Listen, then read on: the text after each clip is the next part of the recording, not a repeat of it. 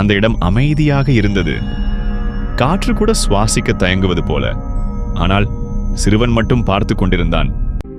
அந்த நிழலை பார்த்து, நீ யார் என்று பயத்துடன் கேட்டான். ஆனால் அதைவிட அதிகமாக தெரிந்து கொள்ளும் ஆசை இருந்தது. நீ என்னை காண முடிந்தால் நீதான் உண்மையை தேடும் ஒருவன்.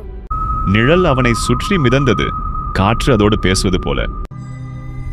உலகம் நீ நினைப்பது போல சாதாரணமல்ல. ஒவ்வொரு கல்லும் ஒவ்வொரு ஒளியும் ஒரு நினைவுகளுடன் காத்திருக்கிறது. இதை தொடாதே, ஏற்றுக்கொள் என்றது. சிறுவன் கைகளை நீட்டி, நான் கல்லை ஏற்றுக்கொள்கிறேன் என்றான். கல் அவன் முன் மிதந்தது. உன் உள்ளத்தின் குரலை கேள். இதனை ஏற்றால் நீ இனி ஒருபோதும் பழையவனாக இருக்க மாட்டாய். ஒளி அவன் கண்களை மூடியது. சிறுவன் புதியவனாக மாறினானா என்பதை அடுத்த பகுதியில் பார்க்கலாம்.